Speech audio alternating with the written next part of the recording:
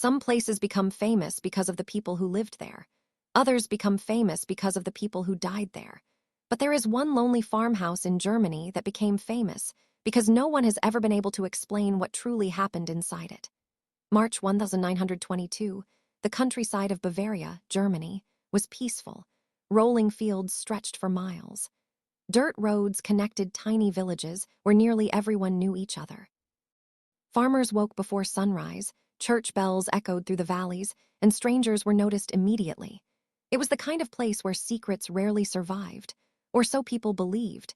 Just outside the village of Gröbern stood an isolated farm called Hinterkaifeck. To outsiders, it looked ordinary: a farmhouse, a barn, a stable, a few acres of land. Nothing about it suggested that it would become one of the most mysterious crime scenes in modern history. More than a century later, investigators, historians, criminologists, and true crime enthusiasts still debate what happened there. Not because the victims were never found, not because there was no evidence, but because the evidence only created more questions. Who murdered 6 innocent people? Why did the killer appear to stay at the farm after the... How could someone disappear without leaving behind a single answer? This is the story of the Hinterkaifeck murders. A case that refuses to be forgotten. Before we talk about the murders, we need to understand the family. Because every mystery begins with ordinary people living ordinary lives. The owner of the farm was Andreas Gruber, a 63-year-old farmer. People described him as hardworking, demanding, strict, and sometimes difficult. He believed in discipline. He expected everyone in the household to work from dawn until night. His wife, Cecilia Gruber, was 55 years old. She rarely attracted attention outside the farm and spent most of her days caring for the household.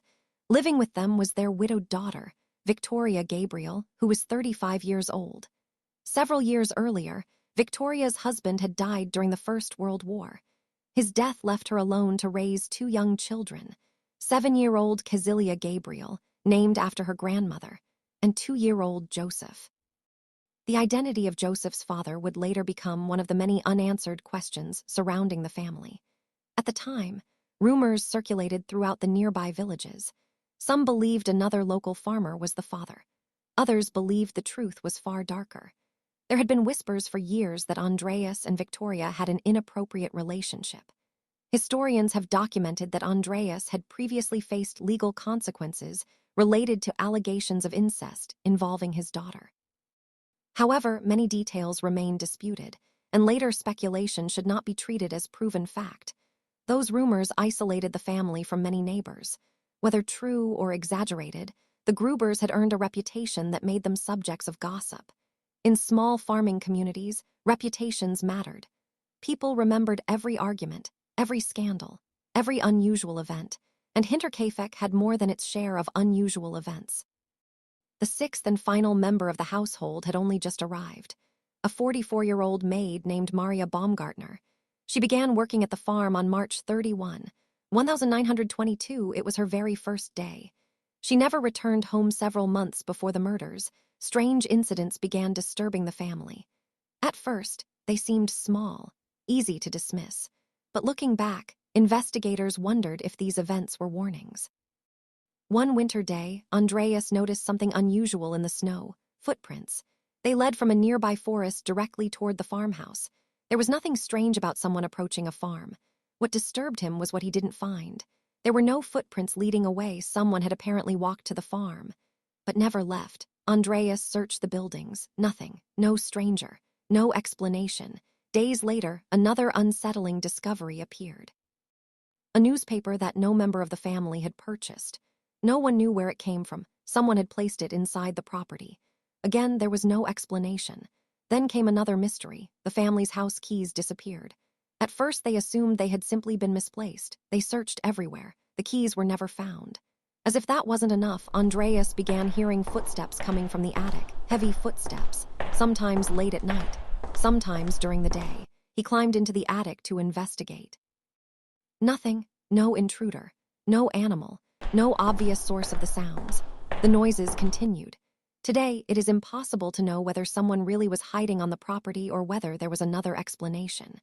What is certain is that Andreas mentioned these strange events before the murders occurred. At the time, Neighbors reportedly suggested he contact the authorities. Instead, Andreas chose to remain at the farm. Perhaps he believed he could handle the situation himself. Perhaps he thought the incidents were harmless. Or perhaps he underestimated the danger standing just outside his door. Whatever the reason, life continued. Animals still needed feeding. Fields still required work. Children still played in the yard. No one imagined that within days, every person living on the farm would be dead. March 31, 1922, it was Friday. Like countless other farming families across Bavaria, the Grubers followed their daily routine. The weather was cool. Work continued as usual. Neighbors later recalled nothing especially unusual about that day. The new maid, Maria Baumgartner, arrived at the property. Her sister reportedly walked with her for part of the journey before saying goodbye. Neither woman knew that this would be their final farewell. Maria unpacked her belongings and prepared to begin her new job. She had no reason to fear the place that would soon become her grave. As evening approached, darkness slowly covered the isolated farmhouse. There were no streetlights. No nearby neighbors within easy hearing distance. Once night fell, Hinterkaifeck became remarkably quiet. The silence was broken only by farm animals, the wind, and perhaps someone waiting in the darkness. The exact sequence of events inside the Hinterkaifeck farm on the night of March 31, 1922, has never been established with certainty. No eyewitness survived, and the killer was never identified. What investigators later reconstructed is based on the crime scene, forensic examinations available at the time, and witness statements collected afterward. Investigators believe the first attacks most likely took place in or near the barn. Evidence suggested that members of the family were separated rather than attacked all at once. One by one, 4 people, Andreas Gruber, his wife Kazilia, their daughter Victoria, and 7-year-old Kazilia Gabriel, ended up in the barn, where they were killed with repeated blows from a heavy farming tool believed to have been a mattock. Whether they were lured there by a familiar voice, went to investigate a strange noise, or entered the barn for another reason remains unknown. No reliable evidence has ever answered that question. After the 4 victims in the barn had been killed, investigators concluded that the killer entered the farmhouse. Inside, the newly arrived maid, Maria Baumgartner, was attacked in her room. She had worked at Hinterkaifeck for only a few hours before her life was taken. The youngest victim, 2-year-old Joseph, was found in his cot. Investigators believed he was also killed during the same period. His death marked the end of an entire household. By the following morning, no one remained alive at Hinterkaifeck. Yet the mystery was only beginning. Normally, the disappearance of an entire farming family would quickly attract attention. Farms depended on daily routines. Animals had to be fed, milk delivered, and fields tended. When those routines stopped, neighbors noticed. But in this case, the signs were confusing. Over the next several days, people passing near the property reported seeing smoke rising from the chimney. That suggested someone was keeping the fire going inside the house. The cattle appeared to have been fed. The farm dog was alive. Bread had apparently been cut, and meals seemed to have been prepared. If these observations were accurate, they raised a disturbing possibility. Someone had remained at the farm after the killings. Whether that person was the murderer or someone else has never been conclusively proven. However, many investigators have considered it likely that the killer stayed on the property for at least some time before leaving. This possibility transformed the case from a tragic multiple homicide into one of history's most unsettling unsolved mysteries. On April 4, several days after the family was last seen, concern grew. Mail had gone uncollected. Young Kazilia had not attended school. Business appointments had been missed. Neighbors decided to check on the family. When they arrived, they found the farm unusually quiet. As they searched the property, they entered the barn. There, they discovered 4 bodies lying beneath layers of hay.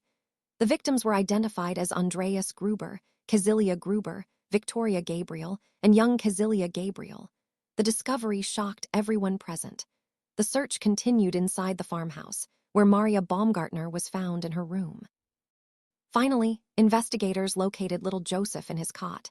6 victims, 3 generations of one family, no survivors. News of the murders spread rapidly through Bavaria. Newspapers covered the story extensively, and police from Munich joined the investigation. Forensic specialists examined the scene using the methods available in 1922. The murder weapon itself was not immediately recovered. Later, a mattock believed to be connected to the crime was reportedly found concealed on the property. Investigators believed it matched the injuries suffered by the victims, although forensic science at the time could not establish the kind of definitive links that modern DNA testing sometimes can.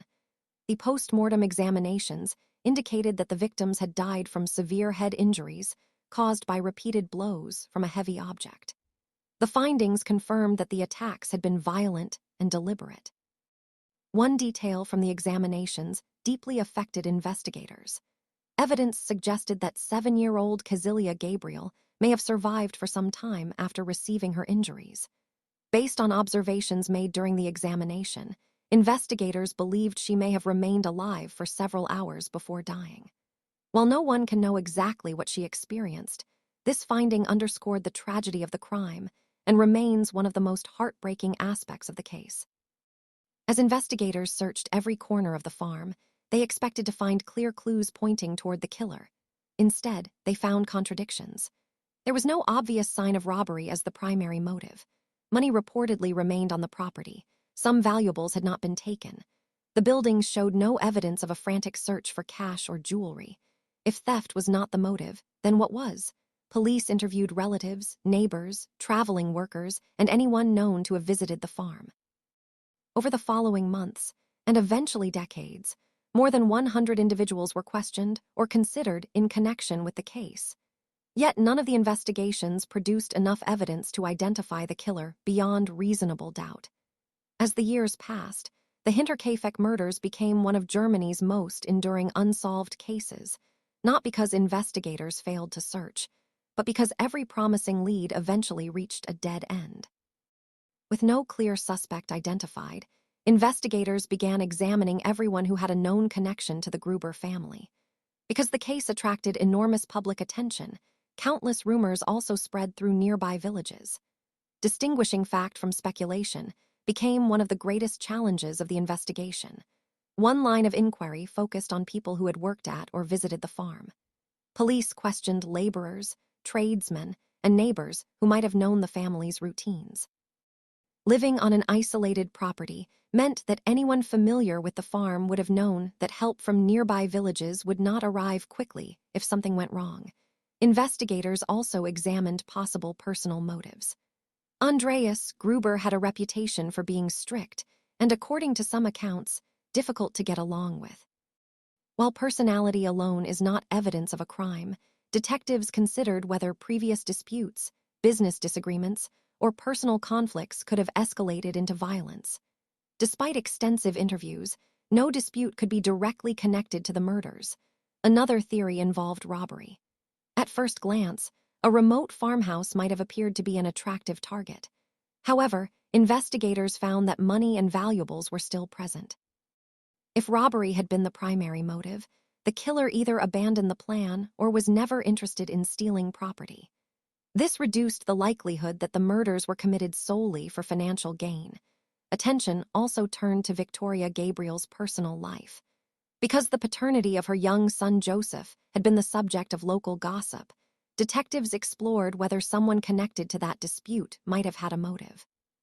Several individuals were questioned over the years, but no evidence was found that conclusively linked any of them to the crime. Over the decades, historians have also discussed whether the killer may have known the layout of the farm. The apparent ability to move around the buildings, care for the livestock after the killings, and avoid immediate detection has led some researchers to suggest that the offender was familiar with rural life and possibly with Hinterkaifeck itself. This remains an informed theory rather than an established fact. The investigation faced significant limitations that would be familiar to anyone studying early 20th century criminal cases. In 1922, forensic science was still developing.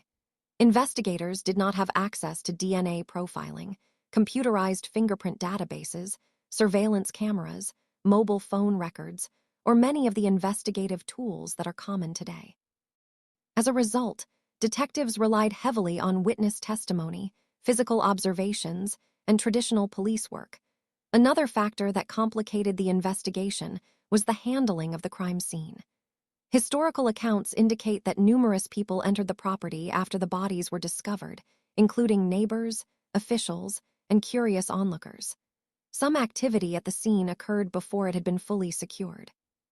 By modern investigative standards, this would have created a risk of contaminating or disturbing potential evidence. Despite these challenges, authorities continued to review the case for decades. Files were reopened, new suspects were examined, and advances in criminal investigation prompted fresh analysis. In 2007, students at the police academy in Fuistenfeldbruck, working with historical case materials under professional supervision, conducted a modern review of the available evidence. Their analysis reportedly identified a likely suspect for training purposes, but the name was never made public because the individual had long since died, and there was insufficient evidence to establish guilt as a historical fact. Today, the Hinterkaifeck murders remain officially unsolved. More than a century has passed since 6 people lost their lives on that isolated Bavarian farm, yet no court has ever determined who was responsible. The absence of a definitive answer continues to make the case one of Germany's most studied historical criminal investigations. Beyond the mystery, the case serves as a reminder of the limitations investigators once faced and of the importance of preserving evidence, documenting crime scenes carefully, and distinguishing proven facts from speculation. While theories may continue to emerge, the historical record remains incomplete, and many questions may never be answered. The story of Hinterkaifeck endures not because of sensational claims, but because it represents one of history's most perplexing unsolved crimes, one in which the known facts are unsettling enough on their own. Even after more than 100 years, historians continue to ask the same question. If the investigation was so extensive, why has no one ever been identified with certainty? Part of the answer lies in the period itself. In 1922, Germany was still recovering from the devastation of the First World War. Rural police departments had limited resources, transportation was slower, and many investigative methods that are routine today simply did not exist. Detectives relied on interviews, handwritten records, physical observation, and the memories of witnesses. Every statement had to be checked manually. Every lead required travel. Every inconsistency demanded another interview. As the investigation progressed, authorities built a timeline of the family's final known days. Several neighbors later recalled seeing members of the Gruber family carrying out ordinary farm work shortly before the murders. There was nothing that suggested immediate danger. The arrival of the new maid, Maria Baumgartner, was also confirmed. Tragically, she had accepted employment at Hinterkaifeck only hours before the crime occurred. Investigators also revisited the unusual incidents reported before the murders. The unexplained footprints in the snow, the missing house keys, the unfamiliar newspaper, and the sounds heard in the attic became central points of discussion. On their own, none of these incidents proved that someone had been secretly living on the property. Together, however, they painted a picture of a household that believed something unusual was happening in the days leading up to the crime. Whether those events were directly connected to the murders remains unknown. The crime scene itself raised additional questions. The barn appeared to have been the location where the first 4 victims were attacked. Investigators believed the victims did not all arrive there at the same time. Instead, the available evidence suggested they entered separately or in small groups. Why this happened has never been established. It is possible they responded to a noise, checked on the animals, or were called by someone they trusted. Because there were no surviving witnesses, no conclusion can be stated with certainty. Another unusual aspect of the case was the apparent care given to the livestock after the killings. Witnesses who came to the farm after the murders reported signs that the animals had been fed. This observation has led many researchers to believe that someone remained at the property for at least a short period after the crime. If true, it suggests the offender was calm enough to carry out ordinary farm tasks before leaving. That possibility has fascinated investigators for generations because it implies planning, familiarity with farm life, or both. Yet even this point is debated. Some historians caution that not every reported detail can be independently verified after more than a century. contemporary reports sometimes differed, and memories changed over time. As with many historical investigations, separating firmly established facts from later retellings is an ongoing challenge. One lesson from the Hinterkaifeck case is that unsolved crimes often become surrounded by myths. Over the decades, books, documentaries, podcasts, and internet discussions have added dramatic elements that are difficult to verify. Responsible researchers therefore return to the original police records, newspaper accounts, and historical documents whenever possible. These sources provide the strongest foundation for understanding what is known and what remains uncertain. Although modern forensic science has transformed criminal investigations, it cannot always solve crimes from the distant past.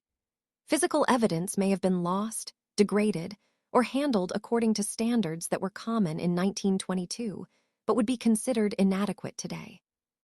As a result, even the most advanced technology cannot answer questions when the necessary evidence no longer exists. Perhaps that is why the Hinterkaifeck murders continue to capture public attention. The mystery is not built on supernatural explanations or sensational rumors. It endures because investigators worked diligently, numerous suspects were examined, and yet no single explanation has ever accounted for all of the known facts. For historians, the case is a reminder that some questions remain unanswered despite decades of effort. For investigators, it illustrates how crucial evidence preservation and careful documentation are to solving serious crimes. And for the families of victims in every era, it is a reminder that justice is not always achieved, even when authorities devote years to an investigation. More than 100 years later, the farmhouse itself is gone, having been demolished in the years after the murders. The fields remain, but the building where these events unfolded no longer stands. What remains instead is a case file, historical records, and a mystery that continues to challenge researchers who hope, even now, that one overlooked detail might one day bring greater clarity to one of Germany's most enduring unsolved crimes.